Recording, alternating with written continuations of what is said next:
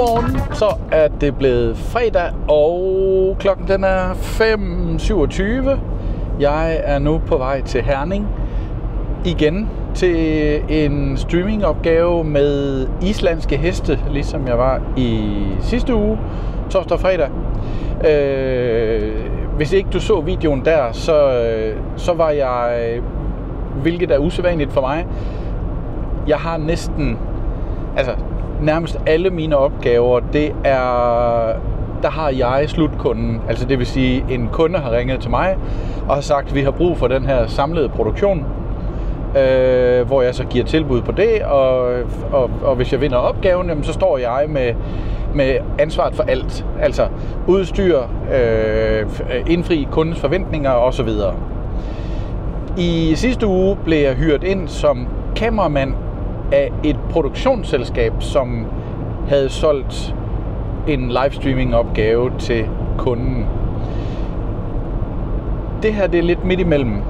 Den her opgave er det samme firma, som så ikke har hyret mig ind til at løse, for eksempel at være kameramand på den her opgave, men i stedet har de outsourcet hele opgaven til mig. Det vil sige, jeg skal på deres vegne indfri forventningerne om det, de har solgt til deres kunde. Og det kan jeg godt mærke, at det mentalt fylder mig, fordi jeg har ikke fået særlig meget at vide om opgaven.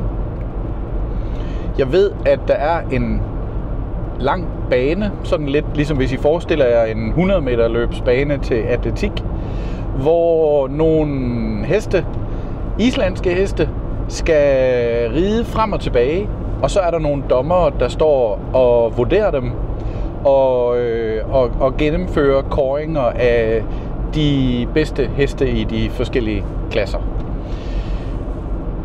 Det, der er tricky ved den her opgave, det er, at jeg jo skal efterligne det, kunden dels plejer at gøre, og selvfølgelig dels det, de har solgt til deres kunde. Teknisk set er det allerede på det punkt en lidt sværere opgave, end jeg normalt gør.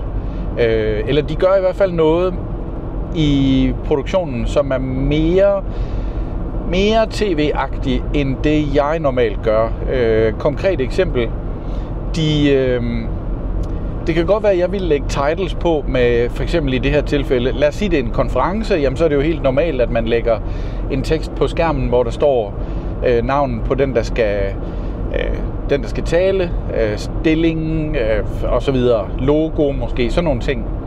Men her, der er der et helt, man kan sige, et helt lag af dynamiske data, som bliver hentet ind fra en cloud-løsning. Teknisk set foregår det i vMix, som er noget videomixer software, som kører på Windows 11 eller Windows i det hele taget. Og så det betyder, at når den pågældende hest og rytter er på eller i gang, så skal jeg sørge for, at det, der genererer tekst med navn, hest og så videre på skærmen, at det trækker dataene fra det rigtige sted i den her cloud-løsning. Så det er allerede en smule sværere, end det jeg normalt ville gøre selv, og derfor så bad jeg kunden om at lave det klar på forhånd, så det er plug and play for mit vedkommende. Problemet er lidt, at kunden først sendte det i går aftes, efter jeg var gået i seng, så jeg ikke har haft mulighed for at teste det af. Derudover så skal jeg streame til deres platform. De har en seerbetalt platform, hvor de streamer det til, og den har jeg ikke fået nogen oplysninger om, hvordan jeg streamer til. Derudover er der hele netværksspørgsmål, som jo altid, og så skal jeg hente lyd ind på igen et par måder, som jeg ikke nødvendigvis er særlig vant til at gøre selv. Der skal placeres mikrofoner langs med banen, så man kan høre hovslaget eller man kan høre hovene, når de rider forbi. Og i sig selv lidt en tricky opgave, fordi hvor mange mikrofoner skal man sætte op for at dække den her bane? Hvis det blæser, skal man have noget windshield eller wind protection på de her mikrofoner. De mikrofoner skulle min kundes kunde selv skaffe. Det har de så ikke gjort. Så jeg fik bare en besked i går om, at jeg kunne måske selv lige tage nogen med. Og så er man jo i den der med, okay, skal jeg gøre det? Skal jeg være flink og hjælpe? Fordi hvis jeg hjælper, det lyder dejligt at være flink og hjælpe. Problemet er, at så står jeg med ansvaret for det. Så ja, i forhold til kameraer, der bliver der 2 kameraer, et overblikskamera ud over banen, og jeg ved ikke, om der bliver publikum, eller det kun er dommer. Jeg har ikke nogen idé om det er sådan en publikumsinteresse ting, eller om det bare er sådan, kan man sige, lidt et internt en intern event i den branche eller den sport.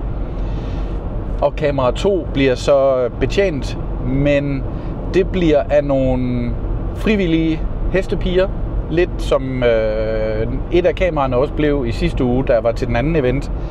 Og jeg har skrevet til kunden, at jeg vil ikke tage ansvar for det, de laver. Det kan jo ikke. Altså, de er ikke trænet. Det kan da godt være, at de har prøvet at stå med et kamera før, eller filme med en iPhone.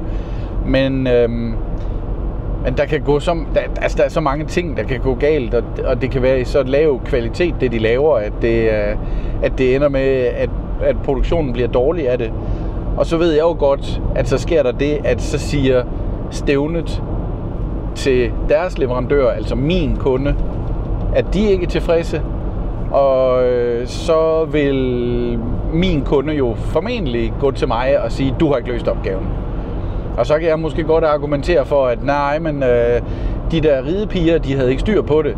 Men ja, I kender det. Altså, kunden har altid ret, ikke? Og det er dem, der i sidste ende sidder med og har fat i den lange ende med betalingen. Så i princippet ville de jo, hvis der blev uenighed nok, bare kunne lade være med at betale hele eller dele af regningen. Det tror jeg da ikke, de gør. Men altså, situationen er jo i hvert fald mulig. Så ja, det er en opgave, hvor jeg ikke ved rigtig noget, før jeg møder frem. Og der er det formentlig også svært at få noget at vide, fordi min kunde er ikke til stede.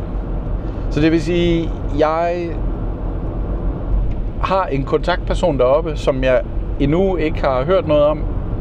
Jeg skal være i en campingvogn med udstyret, som jeg ikke ved, om er låst op, når jeg kommer derop. Og hvis den er låst, hvem skal så låse op? Så velkommen til min verden. Ja, det er jeg noget spændt på, det må jeg sige. Så ja, der er ikke andet for end at møde op og winge den, er det ikke sådan, det hedder på engelsk? Improvisere og være kreativ til at løse problemerne. Så kan jeg da i hvert fald se en campingvogn og en speakervogn. Så er det mere spørgsmål om bare lige at finde ud af, hvor er det henne. Det er nok den aflange bane, vi kører på langs med her, ved at tro. Ja, Strøm, campingvogne. Mig.